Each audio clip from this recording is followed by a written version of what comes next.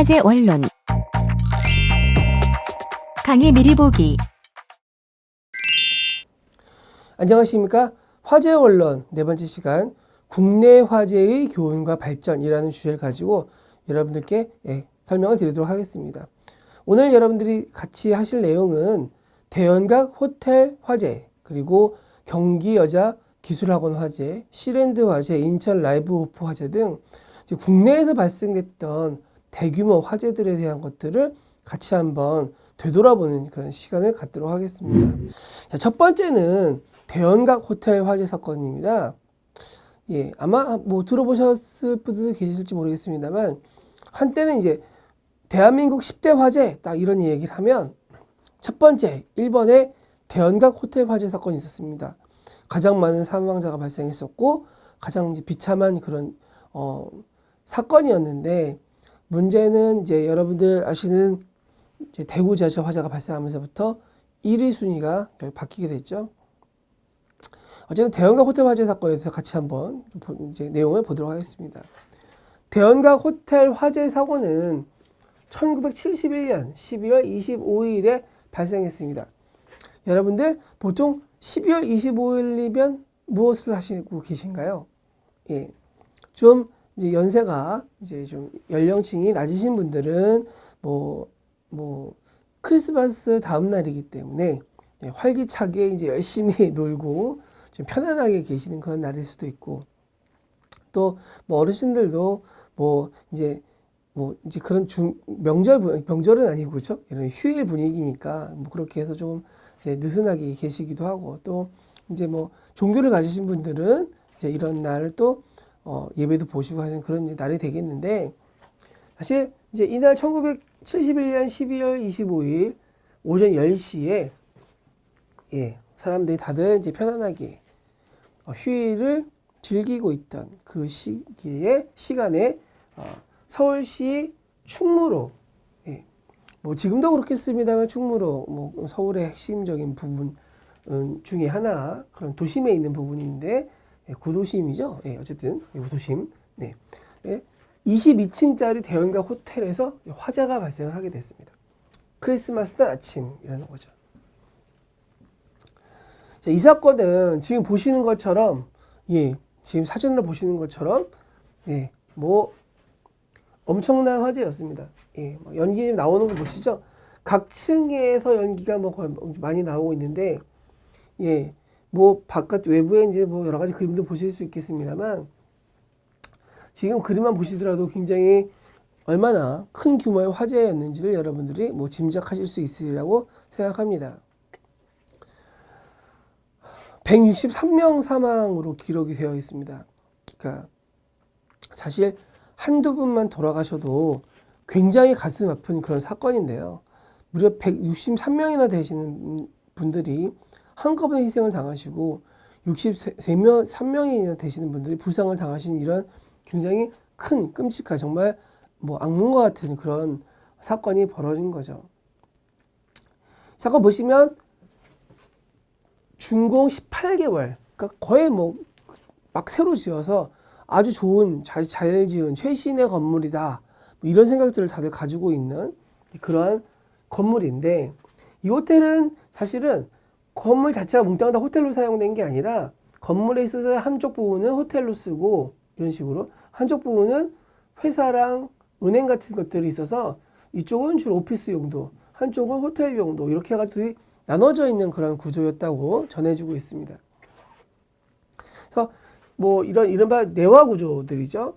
뭐 철근, 콘크리트, 뭐 보호 슬라브 이런 것들로 해서 만들어지긴 했는데 여기까지는 좋았는데 문이라던가 내장재에 목재를 많이 사용했다. 그렇죠? 목재 사용의 비중이 높았다라는 것이 전해지고 있는 이야기죠. 그러니까 사실은 우리가 뭐 나중에 여러 가지 배우시겠습니다만, 우리가 화재가 발생하면 가장 먼저 빨리 알고, 그리고 거기에 빨리 소화약제를 투입해서 화재를 자동식으로 진압하거나 손으로 진압을 하고, 이제 그런 단계를 넘어가게 되면 그 단계에서도 화재가 진압이 안 되면 이제 본격 진압인 소방대가 와서 조치를 해주고, 또 만약에 그런 것들로 너무 화재가 빠르게 번지게 되면 또 여러 가지 어려운 점들이 있으니까 화재 피해를 제한하기 위해서 밤화 구획이라는 걸 보통 설치를 하게 되는데요. 이런 식으로 그 당시에는 이제 그런 개념이 아예 없었는지 문 같은 것들을 다 목재로 만들었다는 점. 그러니까 화재가 나게 되면 손쉽게 연소할 수 있는 그런 구조이고, 특히나 이 내장재가 불에 잘 타는 구조들로 되어 있다는 건 정말 건물에 치명적인 상황이 될 수 있는데요. 이제 그러한 것들이 뭐 되어 있어서 이미 만들어졌을 때 당시부터 화재가 발생하게 되면 굉장히 큰 피해를 입을 수 있는 그러한 조건들을 다 가지고 있었다. 이렇게 생각해 볼 수가 있겠습니다. 자, 그래서 8개의 승강기가 있고 계단이 2개나 있었는데, 보통 우리가 이제 양방향 피난 원칙 많이 이야기를 하죠. 양쪽으로 도망갈 수 있으면 뭐 그런 배치일 수 있겠습니다만, 이게 양쪽에 계단이 2군데가 있어서 한쪽 부분에는 오피스, 한쪽 부분에 호텔이 있으니까 이 둘 사이의 왕래가 원활하게 될 수 있지 않도록, 그렇죠? 뭐 그런 여러 가지 뭐 이유들 때문에, 영업상의 이유나 이런 이유 때문에 둘 사이에 문을 달아놔서 한쪽에서 한쪽으로 이동하는 것이 자유스럽지 못하게 되어 있는 그런 구조를 가지고 있었다고 전해지고 있습니다. 그리고 자동 화재 탐지 설비, 옥내 소화전, 연결 송수관 같은 것들이 일단은 설치되어 있다고 해요. 근데 이제 화재 시 이런 것들이 뭐 얼마나 효과를 발휘했었으면 피해가 무려 163명이나 사망하는 이런 사건으로 발전이 됐었겠습니까? 자, 그래서 화재는 일단 2층 커피숍에서 폭발로 일어납니다. 무슨 가스 폭발. 네. 가스가 폭발을 했는데 얼마나 순식간에 이제 그로 인해 폭발해서 이제 문제가 생겼냐면, 그 사망한 사람들, 커피숍, 가스가 폭발해서 커피숍에 있는 여직원 3명이 사망을 했는데, 한 명은 뭐 그렇죠. 2명은 의자에 앉은 채로 사망했다라는 기록이 나옵니다. 무슨 얘기냐? 불이 났네? 불에 대해서 화재가 났으니 어떻게 해야 되겠나라는 이야기도 할 틈도 없었다. 그냥 사망했다라는 거죠. 그래서 이제 2층에서 발생한 화재로 인해서 이렇게 순식간에 많은 사람 이제 사망을 할 정도로 어려운 상황이었는데, 이 화재가 아랫부분에서 화재가 확산이 되다가 갑자기 어느 쪽에서 화염이 보였냐? 21층에서 화염이 보였다는 점을 주목할 필요가 있습니다. 21층. 무슨 얘기예요? 건물에서 아래층에서 우리가 생각하기에는, 상식적으로 생각하기에는 보통 우리가 가지고 있는 생각이라는 건 화재 밑에서 계속 쭉 번져 올라갈 것 같지만, 이 건물은 화재가 발생했는데 아시가 발생하다가 이 위에서 화염이 보였다는 얘기죠. 네. 사실 이런 상황이 되면 어떻게 될까요? 사람들이 얘기를 하기로는 화재가 나면 밑으로 피난하면 되는데, 그렇죠? 일로. 안 되면 옥상에 올라가서 헬기를 기다리자. 이런 얘기를 하는 사람도 있습니다만, 위에 쪽에서 불이 나는데 어떻게 해요? 결국 이런 상황이 되면 중간에 있는 사람들은 위로 올라갈 수도 밑으로 내려갈 수도 없는 그런 상황이 되게 되는 겁니다. 그래서 처참한 그런 이제 피해가 발생하게 되는 원인이 되죠. 이렇게 화재가 급격히 올라가게 된 이유는 뭐냐? 계단과 또 수직 관통부 덕트 같은 것들을 통해서 연기들이 위쪽으로 올라가서 위에서 발화해가지고 위쪽에서 화재가 발생하는 이런 이제 상황이 벌어지게 된 겁니다. 그래서 나중에 배우시겠지만 건물에 있어서의 수직 관통부를 잘 보호해야 한다는 바로 이런 문제 때문에 그렇게 되는 거죠. 자, 승객대 화재 시 열었을 때 열과 연기가 가득 차서 나갈 수도 없고, 대피를 했었는데 계단문이 잠겨 있었다. 이거. 네. 옥상 계단문이 잠겨 있었다. 시신들이 스카이 라운지에서 발견됐다. 이런 것들도 굉장히 주의해서 볼 만한 문제들입니다. 지금도 옥상에 담배 피는 이런 것들 때문에 옥상 잠궈놓고 이런 일이 있는데 정말 조심해야 되는 거죠. 자, 그리고 옥상으로 간 8사람이 이제 옥상에 어떻게 올라갔어요. 외부 수직 사다리 같은 걸 타고서 올라간 사람들이 있는데, 헬기가 왔을 때 헬기 로프가 오니까 이제 그 무조건 붙잡은 2사람이 있었습니다. 근데 헬기가 이제 사람들이 잡은 걸 확인하고 가는 도중에 이 사람들이 다 떨어져 죽죠. 왜요? 잡을 때는 이걸 잡으면 살 거라고 생각을 했었는데, 잡고 나서 가다 보니까 어떻습니까? 팔에 힘이 빠지는 거죠. 그래서 이제 사람들이 그냥 떨어져 사망하는 2사람이나 그런 일들이 벌어지게 됐습니다. 그래서 그 2사람이 사망하는 걸 본 나머지 사람들은 뭘 했냐? 로프가 내려오면 허리에 묶어서 이렇게 떨어지지 않도록 그렇게 해가지고 이동했다라는 그런 이야기들도 전해지고 있죠. 이 뒤에 그림에서 보시는 것처럼 화재가 발생해서 밖으로 나갈 수도 뭐 대피할 수도 없었던 사람들이 결국 한 일은 뭐냐? 선택이죠.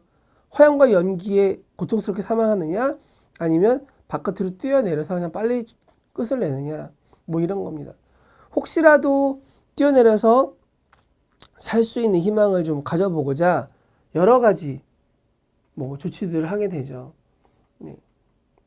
뭐냐면 매트리스, 네, 그렇죠? 침대 매트리스 이거 가지고 뛰어내리면 매트리스가 푹신푹신하니까 살 수 있지 않겠냐? 떨어질 때 우산 뭐 이런 것들을 가지고 뛰어내렸었습니다만 대부분 다 사망을 하게 됩니다. 그래서 희생자 중에 121명이 현장에서 발견이 됐는데 이 중에 38명이 추락사, 아까 말씀드린 것처럼 바깥에 뛰어내려서 죽고 헬기에서 떨어져 죽고 이런 일들이 벌어지게 된 아주 가슴 아픈 사건이죠. 네. 그 당시에 이제 언론 보도 보시면은 뭐 굉장히 많은 이제 있습니다만 막 뛰어내리는 장면도 있고 헬기 가지고 뭐 이제 뭐 피난하는 장면도 있고 그렇습니다. 자, 뭐 그래서 뭐 화재 경보가 울리지 않은 것도 문제가 있었고, 그렇죠? 네, 그 급작스럽게 화재가 커진 에픽가스 폭발로 인한 화재니까 급격히 번진 것도 있었고, 그래서 시제후가 발견되고 뭐 이런 내용들이 있는데요. 스프링클러 없다. 네, 계단에 방어문이 없다. 결국은 가장 큰 문제는 이런 방화구획이 없었다는 점. 화재가 났을 때, 그러니까 초기 진압 설비도 없었고. 방화구획도 없었고 그냥 생각이라고는 화재가 나면 경보가 알려줄 테니 가서 손으로 불을 끈다라는 그런 아주 원시적인 개념 지금도 물론 많이 사용되고 있습니다만 뭐 옥내소화장 같은 걸 통해서 소화기를 통해서 불을 끌 수 있겠다 뭐 이런 생각들을 가지고 있었는데 그런 것들이 다 실패한 그런 사건이라고 말씀을 드릴 수가 있겠습니다.